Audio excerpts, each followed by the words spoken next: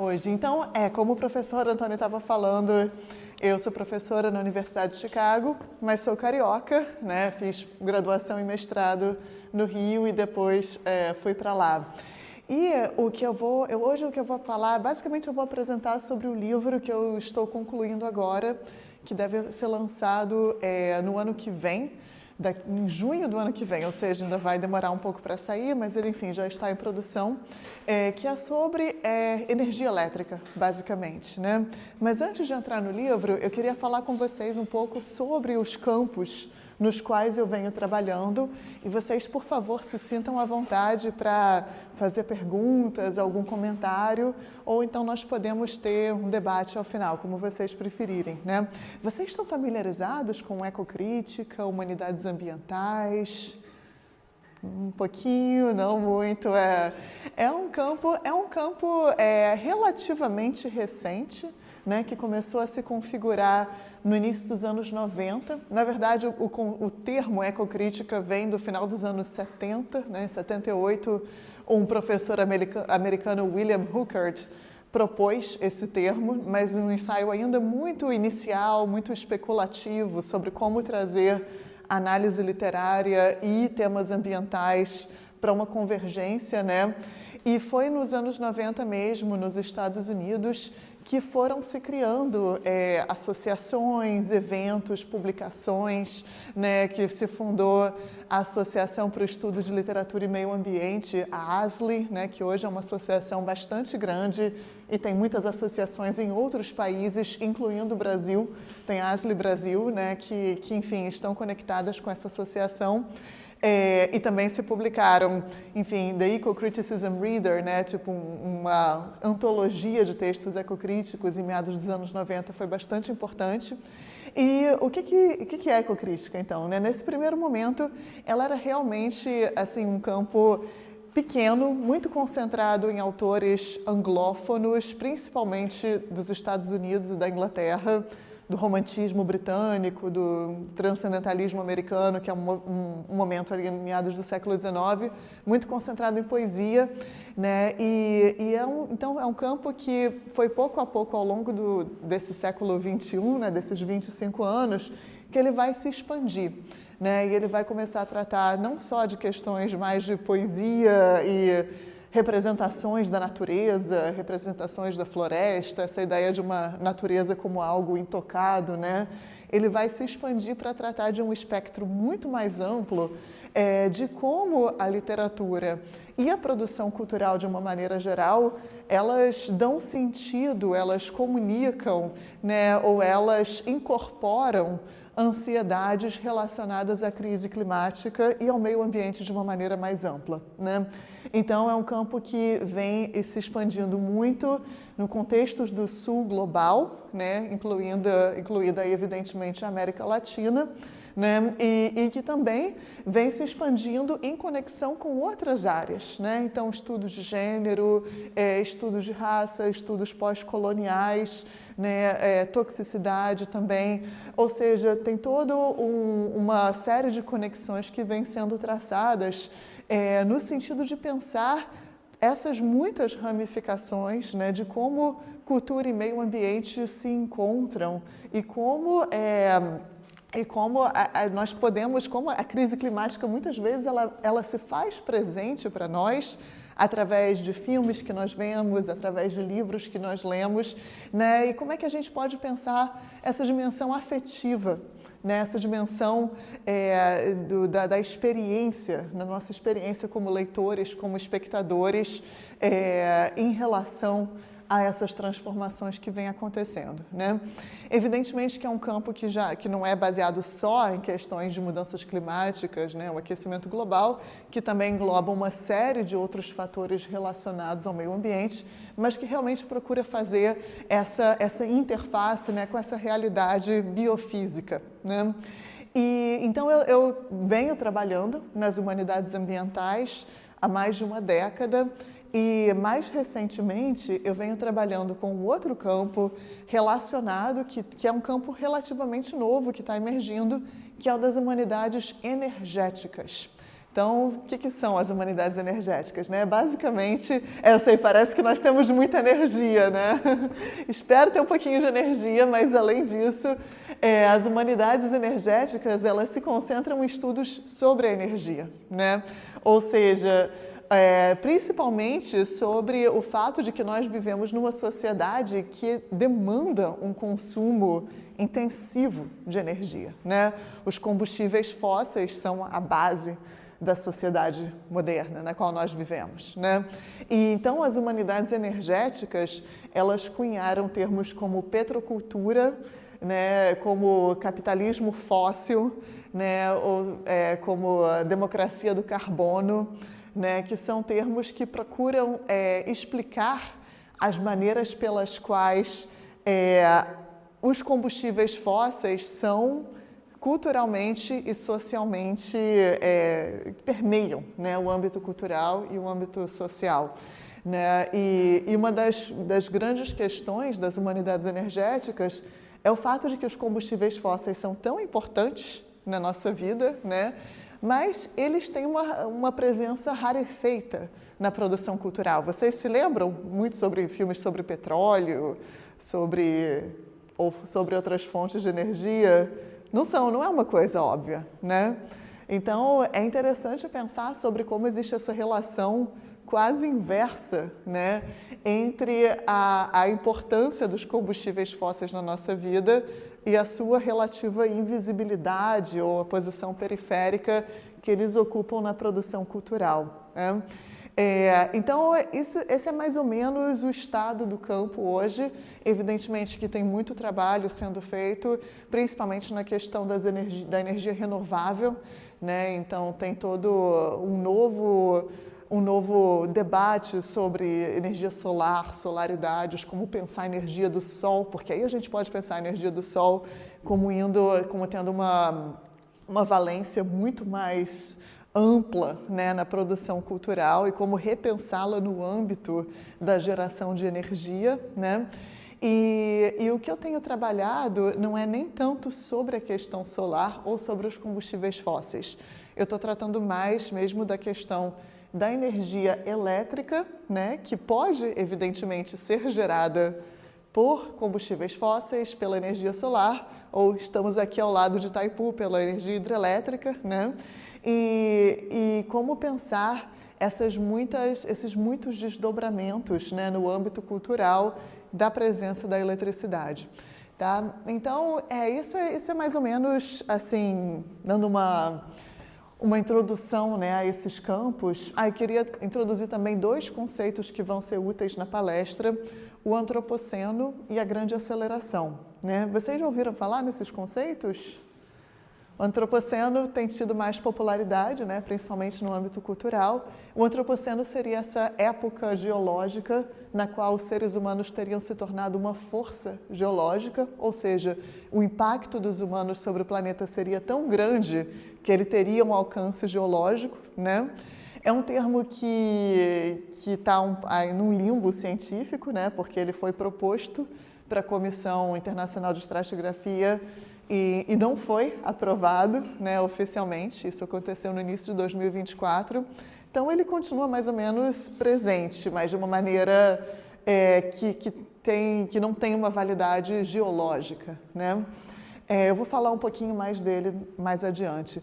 E a grande aceleração, que é um termo mais ancorado na história mesmo, né? Ou seja, ele não é um termo que vem da geologia ou que procura interferir na geologia, que se refere a um momento que continua até o nosso presente, mas que começa em meados do século XX, né? Nesse período pós-guerra, 1945 e 50, no qual nós começamos a ver uma aceleração, né, exponencial em diversos indicadores, né? Emissões de CO2, ou seja, poluição, desmatamento, crescimento urbano, né? Ou seja, muitos dos indicadores que hoje em dia nós associamos com a crise ecológica, né?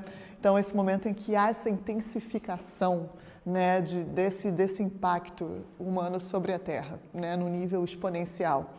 Então, eu vou usar esses dois conceitos de uma maneira relativamente intercambiável aqui, tá? É só para dar para vocês uma ideia. Então, vou passar aqui para...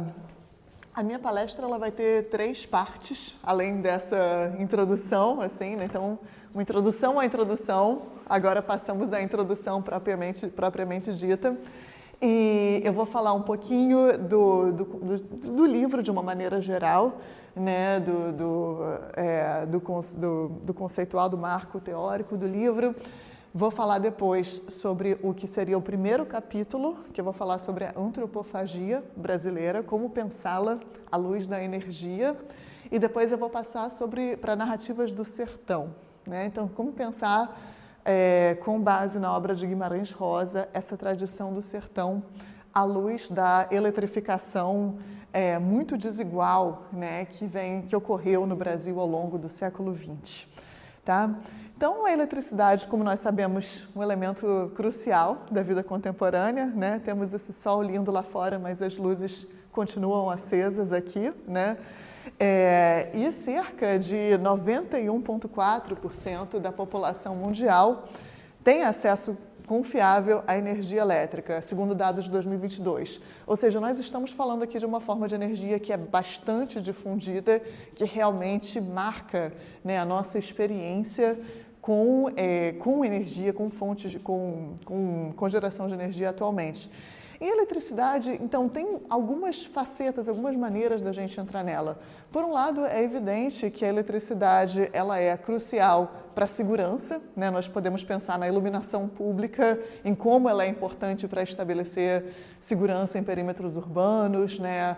A importância da eletricidade para fazer máquinas funcionarem em hospitais, etc., qualidade de vida, né? Pensamos em alimentos na geladeira, como eles, enfim, estragam menos quando eles estão refrigerados, né? E todos esses componentes, eles vão influir em questões como igualdade de gênero, né? A luta contra e também a luta contra a crise climática, né? Que, como nós sabemos, é causada em grande medida pela nossa dependência em combustíveis fósseis, né? Então, uma das grandes vertentes, assim, nos esforços para nós podermos diminuir a emissão de CO2 e, então, lidar, né, com a crise climática é justamente a eletrificação, né? A eletrificação proveniente de fontes renováveis, né? Eu sei que nós ainda estamos muito longe da literatura quando eu falo assim, mas nós vamos chegar lá, né? Mas é importante nós pensarmos em qual é a valência, né? Por qual lugar da eletricidade aqui, né?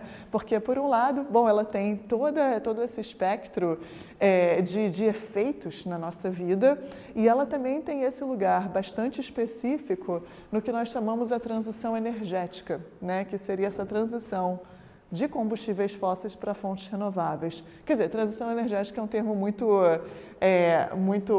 amplo, né, que pode ser usado para qualquer transição de uma fonte de energia para outra, mas nesse contexto seria do fóssil para o renovável, né? E é nesse sentido que o Dominic Boyer, que é um dos principais teóricos das humanidades energéticas, ele fala que o elétron... Algumas passagens elas estão em inglês aqui, mas eu vou citá-las em português, tá? E vocês têm as duas versões. Então, nas palavras de Dominic Boyer, eu cito, é muito provável que o eletro suceda o petro, né? Fim de citação. Então, nesse contexto, o que eu quero fazer com esse livro? Né? O meu livro vai se chamar Contracorrente, Eletricidade e Imaginação Ambiental no Brasil, né? Eu não quero ir contra toda essa corrente de pensar a eletrificação como uma via para lidar com a crise climática, né? Mas eu quero questionar como a eletricidade, tanto como um tema, né, como algo que aparece em determinadas obras, mas também como condição de possibilidade para a criação artística e cultural, ela oferece um conjunto de ferramentas críticas para nós interpretarmos o antropoceno e a grande aceleração. Ou seja, como nós podemos ler esse momento presente, né, por esses dois conceitos, através do prisma pelo prisma da energia elétrica, né? Então, nesse sentido, eu quero considerar essa coexistência que é bastante tensa, se nós formos ver, entre esse fascínio pela eletrificação, mas também uma violência socioambiental que é gerada pela produção de eletricidade, né? E nesse sentido, a eletricidade ela contém algumas dessas contradições fundamentais do antropoceno, né? De qualidade de vida, crise ambiental, qual é o custo, qual é o benefício, né?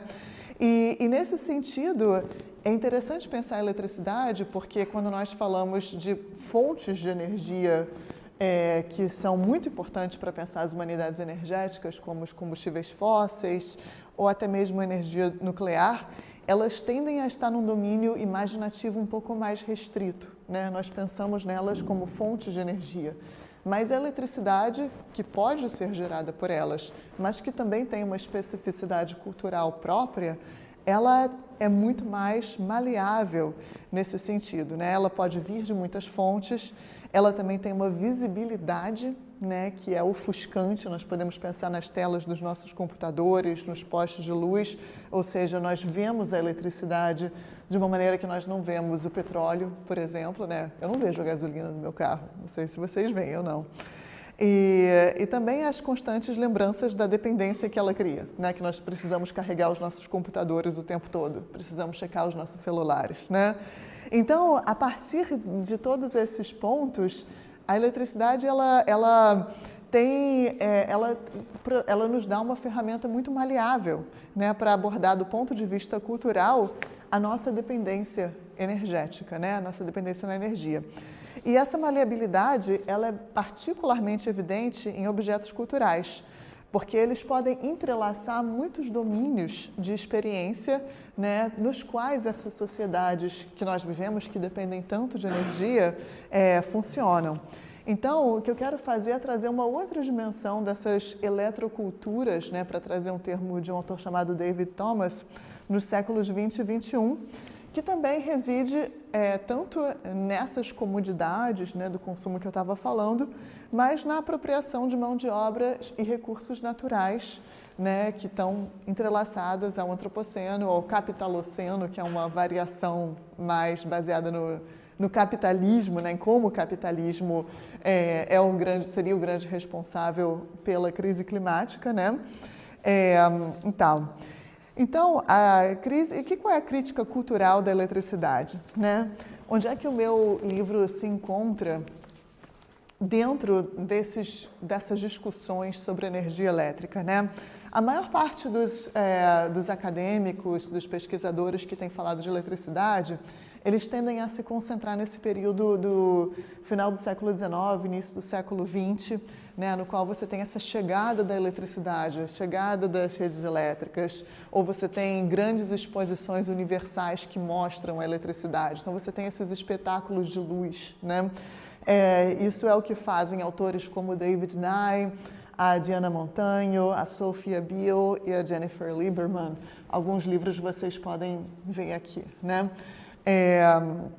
Então, o que eu quero fazer aqui é continuar nas questões levantadas por esses críticos, né, que nos dão uma base muito importante para entender o lugar da eletricidade nesses momentos, nessas décadas iniciais de expansão da rede elétrica, né, mas pensar de uma maneira historicamente mais ampla como continuar essas mesmas indagações nesse período da grande aceleração, né, de meados do século XX até o presente, né?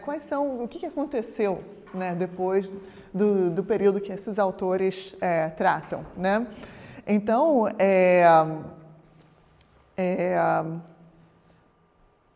Então, é basicamente isso que nós vamos ver, né? Eu vou começar um pouco antes, na década de 1920, né? Mas já entrando em questões que vão reverberar nos debates sobre o antropoceno, né? E continuar, principalmente nessa segunda metade do século XX, onde a maior parte do livro se concentra, tá? Algumas outras questões que eu quero considerar com vocês, antes de passar para os exemplos, é a questão formal, né? Por que isso tudo que eu estou falando é importante para análise literária e cultural, né? E nesse momento podemos pensar na abordagem formalista integrada de uma autora chamada Caroline Levine. Ela é professora lá em Cornell e ela propõe de pensar em termos de formas, né? Ou seja, como nós podemos entender um formalismo que traga a estética e a política juntos, né? Que faça esse exercício de pensar através desses domínios, né? Incluindo, com certeza, as narrativas, né? Então, as formas, eu cito, elas estão em toda parte estruturando e padronizando a experiência, fim de citação. Então, essas formas, elas lançam luz sobre como esses domínios de experiência que estão interligados e se influenciam mutuamente, né? E aqui é interessante a gente pensar sobre o tipo de conectividade que a rede elétrica traz. Porque se vocês pensam, por exemplo, no petróleo, pensamos em carros, vocês provavelmente vão pensar quais são as narrativas mais ligadas a carros. Vão ser road movies, né? Ir na estrada, esse tipo de narrativa mais individual, né? Mas se a gente pensar na chegada da rede elétrica, né, isso é algo bastante presente na literatura regionalista em diversas partes da América Latina, não só no Brasil, né, também com Agustín Yáñez, com... como é que é o autor do El Lugar Sin Límites? Esqueci agora, um chileno. Enfim, a chegada da rede elétrica, ela traz uma forma de coletividade, né, que é bastante específica. Ela é a história de uma cidade, de um vilarejo, né, de alguma forma de coletividade que vai se beneficiar dela, mais do que o tipo de individualidade que favorece, né, as narrativas ligadas à gasolina, aos combustíveis fósseis, né? Por um lado, nós temos a colonialidade que permeia, né, as políticas de geração de energia, né, que continua num paradigma extrativista, com uma violência lenta, né, permeando ali, para voltar ao termo do Rob Nixon. Mas mesmo em casos de energia renovável, essa qualidade coletiva e muitas vezes democratizante da expansão da rede elétrica, ela oferece um contraponto, né, de esperança que também se entrelaça nessas histórias de extrativismo, né? Então, nós temos essas narrativas conflitantes, né? Ou seja, a resistência a esse caráter mais explorador, né, da expansão de geração de energia e tal, mas, ao mesmo tempo, esse anseio pela corrente elétrica que vai iluminar essas propriedades, né, que vai fazer com que a produtividade seja maior, né, e que nos traz esse conjunto específico de desafios para lidar com a eletricidade no âmbito cultural, né? Então, nesse livro, eu trato um pouco desses desafios, desses momentos de tensão, voltando a capítulos bastante clássicos da história literária brasileira, né? Antropofagia, sertão, enfim, eles estão ali em qualquer livro didático que a gente vá ver, né? E a minha metodologia, ela também vai muito pela leitura em contraponto, voltando aqui ao Edward Said, né? Ou seja, é uma questão, como nós estamos lendo aqui, poucas pessoas escrevem um livro sobre a eletricidade, né? Ou um livro no qual a eletricidade figura de uma maneira muito visível, que tem uma dimensão assim muito óbvia, né?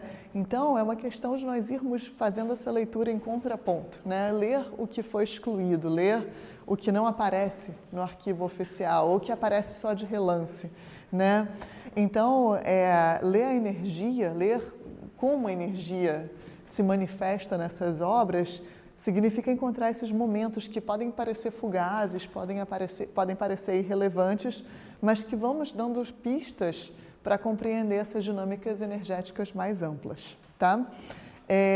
Bom, e só para falar sobre o antropoceno, muito brevemente, que não tenho tanto tempo, eu trato dele como uma condição existencial do presente, né? Essa condição da consciência da crise ambiental. Não vou entrar tanto aqui para a gente ter mais tempo para falar dos exemplos. Então, passar aqui para a segunda parte, antropofagia. Temos essa pintura da Tarsila do Amaral, né? Pintora fundamental do modernismo brasileiro. que é a extração de ferro da Central do Brasil, essa estação de trem lá no Rio de Janeiro, né? No qual é interessante você ver que aqui você tem o Morro da Favela, né? Que é um morro também emblemático, né? Que ficava atrás, com as palmeiras e tal, e já os postes, né, de energia elétrica ocupando esse mesmo espaço visual que o Morro da Favela, né? Então eles vão aparecendo assim de uma maneira que a gente tem que prestar atenção, né, para onde essas pistas vão nos levar. E o que eu quero fazer nessa parte da palestra, né, no capítulo, é aprofundar essa relação entre energia, e aqui eu vou falar mais de energia mesmo, no capítulo eu entro mais em eletricidade, mas aprofundar essa relação entre energia e os movimentos de vanguarda do século XX, né, nesse contexto do antropoceno. Então, vou falar mais do Oswald de Andrade, né, vocês estão familiarizados com ele, com o Manifesto Antropófago, posso falar um pouquinho disso, né? Então, o Oswald, ele é uma figura-chave do modernismo brasileiro de São Paulo, né, dos anos 20, né? E o modernismo é, enfim, um movimento que pretendia tornar a produção cultural brasileira independente, né, dessas tendências, expectativas europeias, né? Podemos pensar aqui nas palavras de Mário de Andrade, num texto que ele publicou depois, conquistar um direito permanente à pesquisa estética, né? Um dos conceitos, talvez o conceito mais fundamental que o modernismo brasileiro nos deu é o de antropofagia, né? Que foi desenvolvido, ele está mais atrelado à figura do Oswald de Andrade, mas, enfim, ele é toda parte de um momento ali, né? De um grupo que depois fundou a revista de antropofagia, que durou muito pouco tempo, só lá entre 28 e 29, mas que tem uma importância bastante relevante, né? Na crítica, na história literária brasileira, né? E a antropofagia, bom, ela recupera, né, a ideia da antropofagia que era praticada nas sociedades indígenas, né, que tinha uma dimensão ritualística, né, ou seja, o canibalismo não era simplesmente uma questão de comer carne humana, ela ocorria em situações muito específicas. E o Oswald de Andrade vai recuperar essa ideia de antropofagia para pensar sobre como os artistas, os canibais, né, americanos, sul-americanos, brasileiros vão deglutir a cultura europeia, né, entre aspas, universal, para o seu próprio benefício, né? Então, é uma maneira de pensar em como essas culturas não hegemônicas, né, vão lidar com essa situação de assimetria cultural. Essa é a leitura mais clássica da antropofagia, mas o Oswald, ele escreveu nos anos 20, principalmente o Manifesto Antropófago, que é um texto muito críptico, né? Que tem muitas entradas e muitas saídas, e há uma série de outras interpretações da antropofagia que eu não vou ter tempo de repassar aqui com vocês, mas recomendo que vocês deem uma olhada se estão interessados, né? Então, o arquivo crítico da antropofagia está bastante centrado nessa ideia de uma autonomia estética, né? Uma forma de pensamento contra-hegemônico, né? Precursora de perspectivas decoloniais, né? E também tem uma linha mais recente sobre a antropofagia que é a ler sobre uma perspectiva ambiental, né? Então, um antropólogo, Eduardo Viveiros de Castro, possivelmente o antropólogo brasileiro de mais destaque hoje, que trabalhou muito com esse conceito de perspectivismo ameríndio, que também não vou poder explicar aqui, mas se vocês quiserem posso falar mais sobre ele no debate. Ele fala que o perspectivismo é a retomada da antropofagia em outros termos, né? E outros autores falam, o Alexandre Nodari, o Roberto Robalinho, a Sueli Ronick, a Odile Cisneros, de diferentes maneiras eles vão tratando da antropofagia como uma maneira de resistir ao antropoceno e de oferecer alternativas à crise climática, tá? O que eu vou fazer aqui é tomar uma direção bem diferente, mais ou menos oposta, né, ao que esses autores estão fazendo, para mostrar como a antropofagia ela está fundamentalmente informada, num primeiro momento, pela termodinâmica do século XIX, né? E depois ela vai se tornar meio que uma imagem do antropoceno, né, nas suas premissas mais básicas. Né? Então, nessa apresentação eu abordo como a demanda por energia que está implícita nas obras, nos movimentos de vanguarda, né, ela pode ser interpretada pelo ponto de vista das humanidades energéticas. Né? Porque se um apetite exponencialmente crescente por energia é uma das bases do antropoceno, como nós podemos interpretar essas reflexões sobre a energia que são realizadas por artistas de vanguardas, né? E que nos vão mostrando mais ou menos como o antropoceno é vivenciado culturalmente, né? E daí que eu trago esse termo do antropófagoceno, né? Como juntar antropofagia e antropoceno para pensar esse ponto de inflexão, né? E o que é o antropofagoceno, né? Ele pretende captar essa polivalência do consumo, né? E nós temos, por um lado, o consumo das culturas hegemônicas pelo capital, mas também o próprio consumo do planeta. E isso é uma citação direta de um dos textos do Oswald de Andrade, né? E aí tem o que eu consideraria um ponto cego se nós lermos a antropofagia como uma precursora do pensamento decolonial no contexto ambiental, né? Porque o consumo das culturas hegemônicas, né, por parte do artista canibal sul-americano, né, é a contrapartida do consumo de recursos naturais por parte dos países do sul global, né? Então, do ponto de vista ambiental, esse desejo por um consumo ilimitado, né, que está na base da antropofagia, a ideia de consumir o outro, né, ele contém esse paradoxo, né, dos países em desenvolvimento que tentam melhorar o seu nível de vida, ao mesmo tempo que tentam frear as emissões de carbono e o desmatamento. Né? Isso é claro para nós, né? Hoje em dia nós vivemos esse paradoxo, mas quando nós pensamos do ponto de vista de meados do século XX, quando Oswald escreveu alguns dos seus ensaios mais importantes para pensar essa questão, não existe exatamente um paradoxo, que existe realmente um ponto de convergência aí, né? No qual nós temos a busca por uma autonomia cultural, né, no sentido clássico da antropofagia, mas também uma busca por autonomia energética, né? E para mim esse é um ponto de inflexão para nós pensarmos uma imaginação do antropoceno na América Latina e mais particularmente no Brasil, né? Tenho essa citação do Malcolm Ferdinand, mas eu vou pular essa parte por questões de tempo e vou passar mais para os textos que eu vou trabalhar com vocês nessa parte, né? Bom, o Manifesto Antropófago é um texto de 1928, é um texto-chave para entender, né, o modernismo brasileiro e uma boa parte da história brasileira, da história literária brasileira no século XX, né, no qual o Oswald basicamente delineia a antropofagia tal como eu expliquei para vocês, né? E o que eu quero trazer para a gente é a maneira como a antropofagia ela também é um sistema energético, né? Nós temos ali uma troca metabólica de energia que vai passar enfim, no caso da antropofagia literal, né, de um corpo para o outro, no caso da antropofagia como um sistema cultural das culturas hegemônicas para as culturas não hegemônicas, né? Então existe aí uma transferência de energia que está na base da própria ideia de antropofagia, né? E é interessante notar que o Oswald de Andrade, ele estava ligado na emergência da termodinâmica, né, que acontece em meados do século XIX.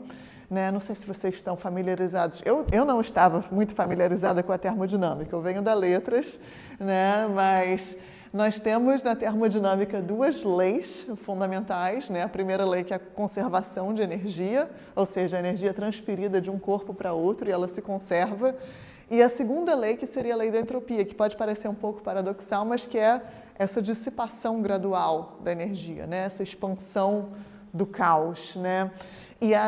Que é uma imagem que foi muito usada também, uma imagem de decadência, né? Que também foi usada por sociedades europeias nesse período entre guerras para falar sobre o declínio do Oeste, né? Segundo Oswald Spengler, né? Todo aquele contexto.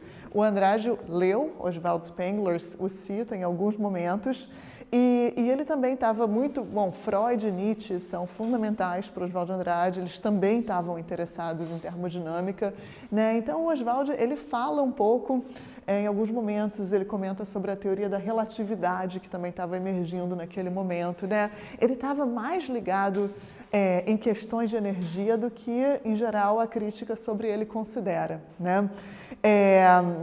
E ele ecoa nas obras dele uma interpretação, evidentemente, ele não era um físico, ele não estava na universidade estudando física, né? Mas ele trabalha essa interpretação mais popular, assim, mais difusa desse momento, né, de pensamento sobre o que é energia e tal. E a própria ideia de energia, ela estava mudando bastante naquele momento, né? A termodinâmica, ela também é fundamental para ideias que hoje em dia são muito básicas para a gente, como o fato de que nós podemos armazenar energia, né? Essa ideia de gerar, armazenar e depois utilizar a energia da maneira contemporânea, isso é algo que é de menos de 2 séculos, né? O Malcolm Marder fala sobre isso de uma maneira muito interessante.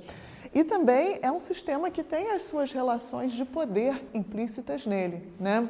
A Karen Neal Dadgett tem esse livro que é também fascinante, no qual ela fala, eu vou citar, que a termodinâmica, a lógica energética da termodinâmica eu cito, um modo de dominação que reforçou as hierarquias de raça, gênero e classe já em vigor que impulsionaram o novo imperialismo europeu, desde a década de 1870 até o fim da Segunda Guerra Mundial.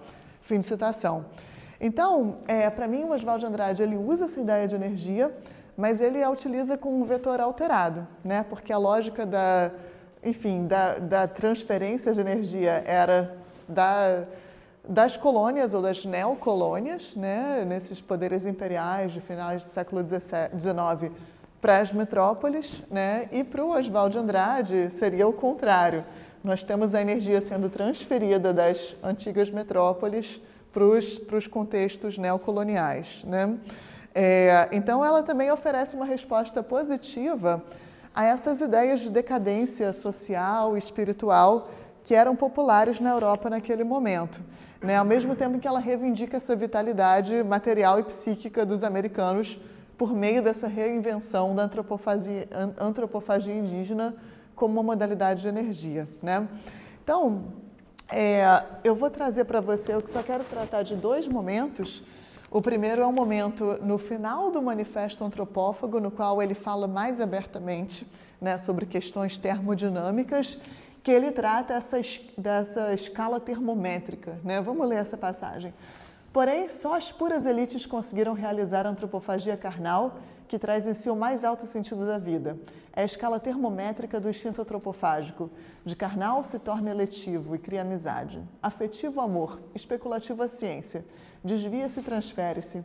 Chegamos ao aviltamento. A baixa antropofagia aglomera nos pecados de catecismo, a inveja, a usura, a calúnia e o assassinato. Peste dos chamados povos cultos e cristianizados, é contra eles que estamos agindo. Antropófagos, né?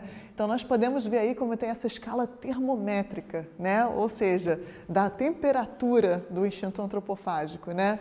Na mais alta, quando a temperatura está bem alta, a entropia está baixa, nós temos o canibalismo literal, né? Ritual das sociedades indígenas, e a temperatura vai baixando, a entropia vai aumentando, e nós temos a amizade, o amor, a ciência, até chegar no que ele chama de baixa antropofagia, né? Que seriam as pestes dos povos cultos e cristianizados, né? Então, já existe aí uma espécie de pensamento termodinâmico que se manifesta nesse manifesto.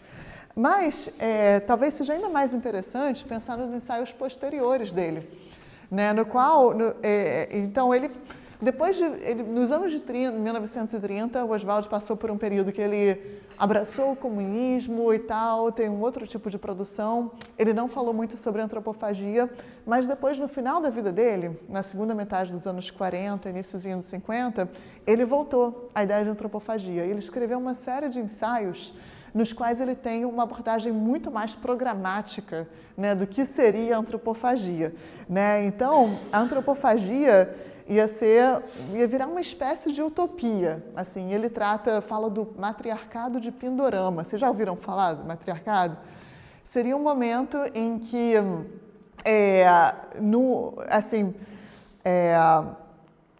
deixa eu...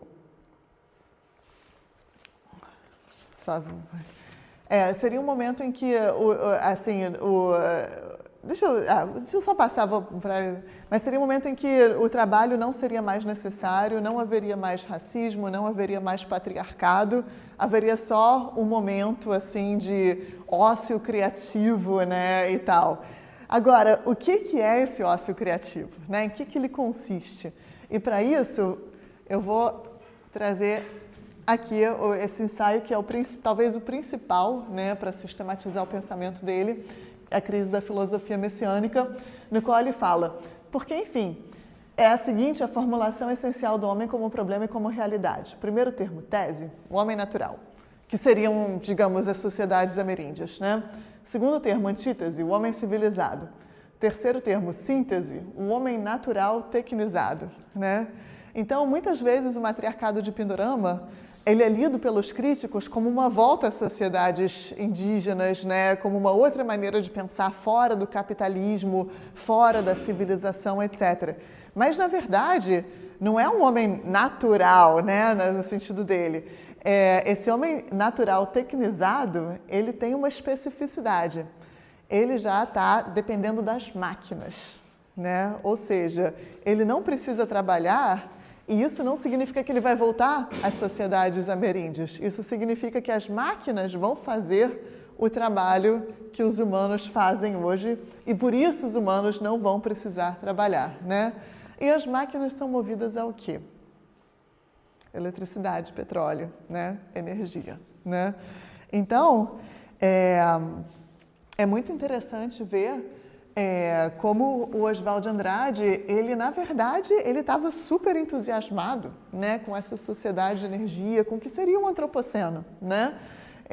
Mas ele imaginava elas não como uma intensificação do capitalismo, mas sim como uma espécie de sociedade, uma utopia pós-capitalista, mas que ia continuar usando, como ele fala, a eletricidade, o petróleo, a onipresença trazida pela comunicação, que compensam pouco a pouco as deficiências da faixa equatorial e da faixa antártica.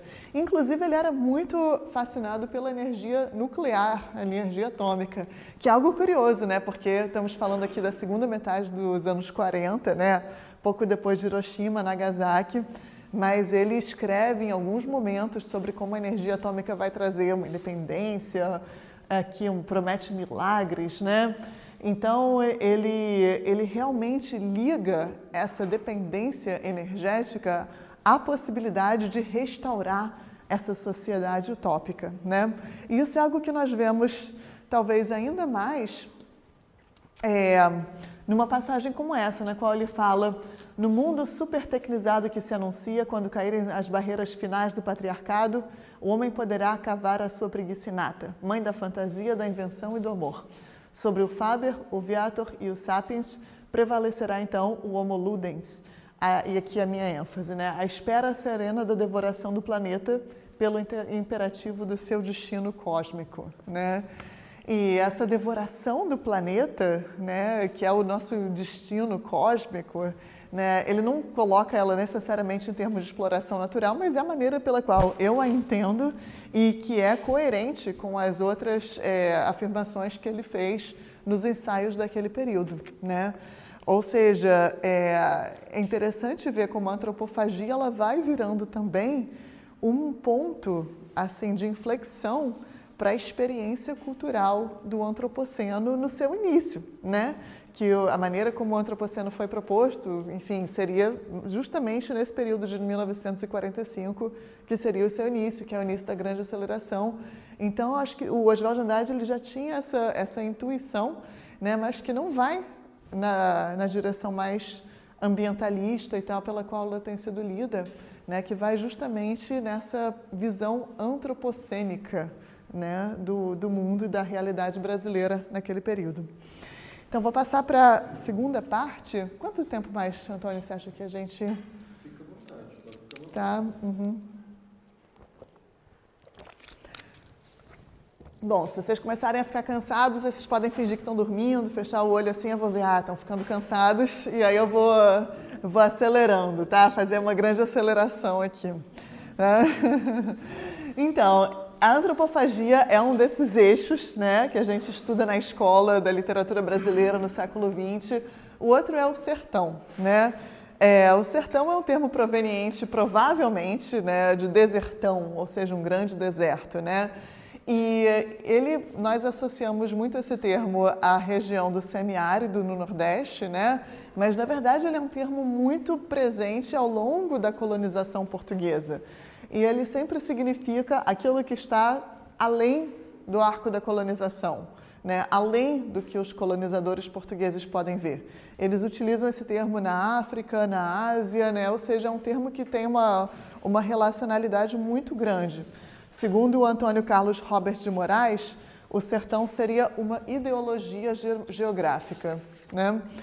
E ao longo do século XX, o sertão foi se firmando, né? Principalmente a partir da Guerra de Canudos, das secas, o sertão foi se firmando na nossa imaginação como pertencente a essa região do semiárido, mas ele continua funcionando como uma espécie de o que está além do perímetro urbano, né, o que está além da colonização, um espaço que foi muito associado ao menos desenvolvido, né, com termos como primitivo, bárbaro, enfim, algo que já não se sustenta, né, mas que, se nós formos pensar historicamente, são termos associados, assim como a oposição entre litoral, sertão e cidade, né? E como é que a gente pode pensar repensar essa tradição do sertão pela perspectiva da eletricidade, das redes elétricas, né? Então, para mim, a eletricidade oferece um terreno inesperado, mas bastante rico para abordar esse arquivo. Porque o sertão, né, então, tem representações que funcionam sistematicamente como um oposto, como um negativo, né, a essas ondas de modernização, mas ele foi compreendido culturalmente em contraste, né, com a experiência e as consequências da eletrificação no Brasil, né? Então, os autores que eu exploro no livro, eles exploram essas oposições entre sertão e cidade, sertão e litoral, como uma forma de complexificar esses desafios vividos por grandes áreas rurais do país, né? Diante dessas transformações técnicas, ambientais, energéticas que marcaram o antropoceno, né? E daí eu proponho o termo das noites escuras do sertão. E se nós pensarmos na escuridão noturna, né, a maior parte da história, né, romana, não humana, tem uma presença, uma experiência da noite muito forte, né? Nós fomos perdendo um pouco essa experiência da noite, a possibilidade de ver o céu e as estrelas com o avanço da eletrificação, né? Então é um tipo de fenomenologia bem distinto o que está em xeque aqui atualmente, né? E a luz, ao mesmo tempo, é associada com progresso, industrialização, desenvolvimento e tudo. Então a pergunta que eu proponho, né, no livro e proponho para vocês é: como nós podemos combinar a singularidade dessa escuridão noturna, dessa experiência da escuridão noturna, com o imaginário em torno a áreas florestais e rurais que persistem ainda hoje, né? Porque se nós vivemos o antropoceno, não tem um exterior ao antropoceno, né?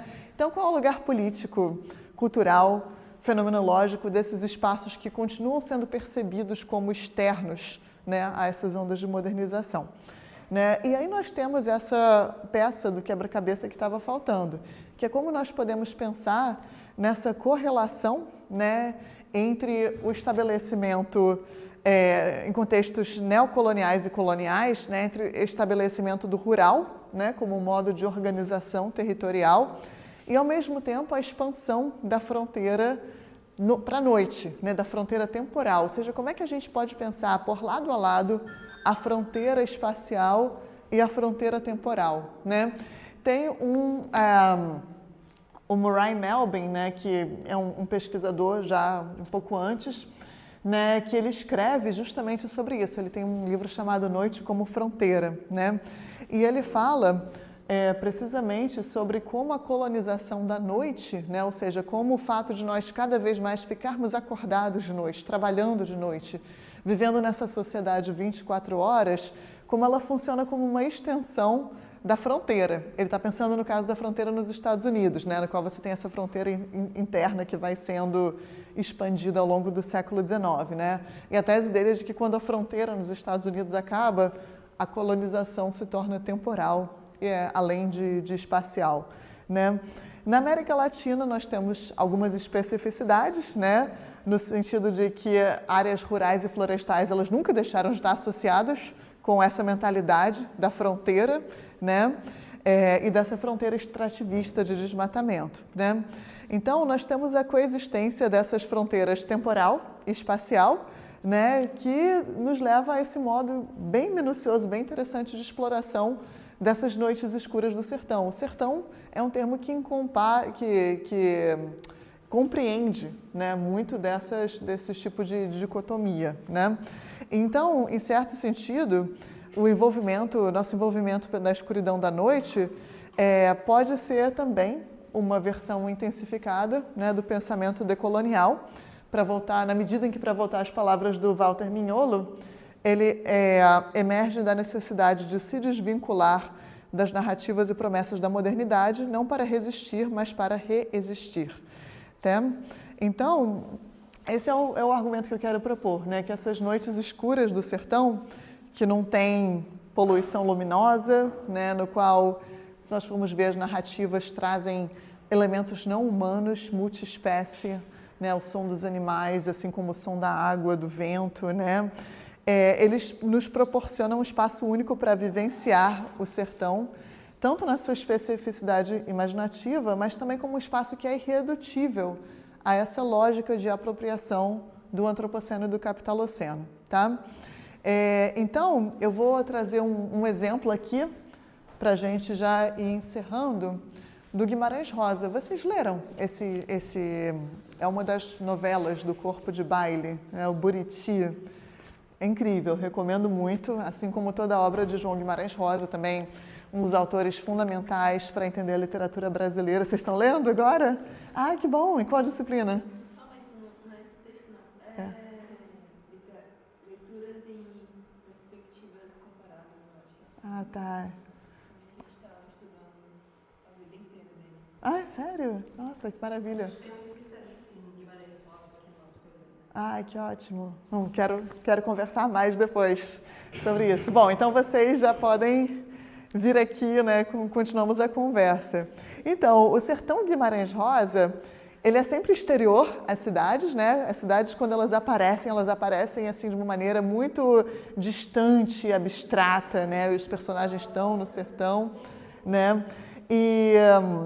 Mas, ao mesmo tempo, o sertão, em algum momento, vai ser absorvido pelas cidades, né? O Grande Sertão Veredas tem um pouco isso, das estradas que vão chegando, né? Podemos falar um pouco mais sobre isso depois, né? E com poucos marcadores temporais. Então, uma novela como o Buriti, né? Basicamente, não dá para a gente saber se ele se passa no final do século XIX ou em meados do século XX. A única coisa que nos faz poder entender que é em meados do século XX é que tem uma menção a um Jeep. E um Jeep é um carro que foi criado em 41, mas foi introduzido no Brasil em 52. Então, a novela ela é mais ou menos contemporânea ao momento em que o Guimarães Rosa escreveu no início dos anos 50. Né? E a minha hipótese é que o Guimarães Rosa está muito consciente do papel da iluminação elétrica, né, na experiência urbana, da sua ausência na experiência do sertão na primeira metade do século XX. Né? Então, o sertão de Guimarães Rosa ele é um espaço onde a experiência urbana não consegue chegar. Né? E nós temos essa experiência da escuridão. Né? E é interessante até a gente pensar sobre como a obra dele se insere no contexto de expansão da eletrificação em Minas Gerais naquele momento, nos anos 50. Né? Porque é um momento em que havia uma demanda industrial crescente, né? E também a antecipação, né, da demanda que existiria no futuro. Então, já em 1950, quando Guimarães Rosa estava escrevendo essas coisas, né, tinha publicado há pouco tempo Sagarana e tal, é criado o Plano de Eletrificação de Minas Gerais, E depois, em 52, as Centrais Elétricas de Minas Gerais, a CEMIG, né? Que é uma subsidiária, né, que administra, é uma empresa que administra subsidiárias menores no Estado, né, e administra a rede elétrica no Estado, né. Mas a maior parte da energia elétrica que foi gerada naquele período, né, toda essa ampliação com plano de eletrificação, ele estava muito voltado à indústria e não tanto para propriedades, principalmente para propriedades rurais, né. Então, se a gente for ver assim a questão da expansão da potência, né, para geração de energia elétrica naquele momento, ela realmente ela concorda, né, ela legitima o tipo de experiência da noite que o Guimarães Rosa estava trazendo na sua obra, né? Então, o que nós temos na obra de Guimarães Rosa é um universo que é basicamente iluminado pela luz do sol, da lua, velas, lâmpadas a gás, né, fogueiras, né? Então essa eletrificação regional ela aparece de uma maneira negativa, em negativo, na obra do Guimarães Rosa, como aquilo que não está presente, né? Então essa repercepção intensa, excessiva da noite, ela leva a um enfoque muito interessante na audição, né? Nos sons que são produzidos por humanos, mas também por não humanos, né? Então, um ambiente propício para uma série de outras dinâmicas, né, incluindo relações sexuais entre personagens que se desviam das novas normas heteronormativas esperadas na época, né? Então, esse uma novela, basicamente ele trata de uma fazenda, Buritibom, né, que tem ali uma família e tal, e não vou entrar muito no enredo do romance, mas a ideia é que ele é percebido como o Buriti como um lugar que está fora, né? Que está fora das ondas de modernização, um lugar meio um poço parado, assim, para trazer uma imagem que ele coloca, né? Então é relacionado à imobilidade e falta de progresso, né? E os personagens encontram na noite a personificação do sertão, né? Em termos existenciais. Ele fala que o sertão é de noite, né? E um personagem muito importante é o chefe Ezequiel, que é um funcionário ali da fazenda que tem uma insônia terrível, ele não consegue dormir de jeito nenhum e além de não conseguir dormir, ele passa a noite aterrorizado, ouvindo os sons dos animais e da água e de tudo, né? Então, a gente tem assim essa... Só ler aqui. Ele escuta até os fundos da noite, escuta as minhocas dentro da terra. Para ele, a noite é um estudo terrível, né? Então, nós temos algumas dessas cenas que são cenas bem interessantes, assim, que são cheias de onomatopeias, né?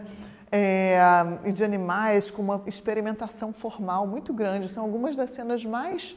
assim, formalmente mais experimentais da obra de Guimarães Rosa, né? Que se aproximam do fluxo de consciência que era praticado no modernismo, né? Então, por exemplo, aqui, a noite é cheia de imundícies, a coruja desfecha os olhos, a gandanha com poçanha, e oin, e roin, e cru, e iauú, virgiminha, tiritim, bicho não tem gibeira, avulgo, ou ouão, psiozinho, assim, tski, ponta de luar, pecador, o uratal em veludo, ieu, treita do crespo de outro bicho, de unhar e roer no escalavro, no tris e tris, aminguável, é uma pessoa aleijada que estão fazendo. Não, então essa é uma cena assim, né, que ele está aterrorizado, ouvindo, né, e falando imundícies e tal, pecador e tudo, né, então o que a gente tem aqui é basicamente um fluxo de consciência, né, mas um fluxo de consciência não humano. Se nós pensarmos em estudos clássicos como o do Erich Auerbach sobre a mimesis, né, ele fala sobre um método multipessoal que teria sido praticado por Virginia Woolf, por exemplo, né, outros autores do modernismo britânico, né, para trazer essas muitas consciências, né, lado a lado para o fluxo da narrativa. E o que a gente tem aqui é um fluxo de narrativa multiespécies, né? Além de multipessoal, né? No qual a gente tem essas vozes não humanas que são incessantes e avassaladoras e que são a contrapartida tátil da escuridão, avassaladora e sem horizonte da noite, né? Que confere essa especificidade fenomenológica para o sertão de Guimarães Rosa, né? Então a gente tem essa ausência de limites impostos, né? Então, num campo de visão, a gente tem assim, não tem paredes, não tem luz, não tem horizonte, né, naquela noite, e que abre esse espaço de inapreensibilidade cognitiva, mas também um espaço narrativo no qual essas vozes não humanas podem ser ouvidas. Então, para chegar à conclusão aqui,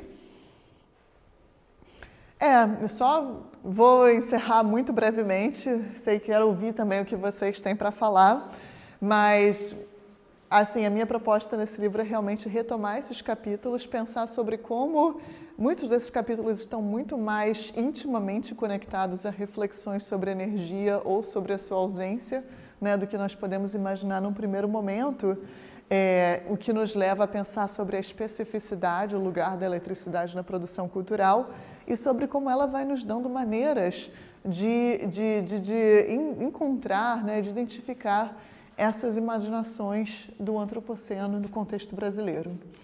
Muito obrigada. Obrigada.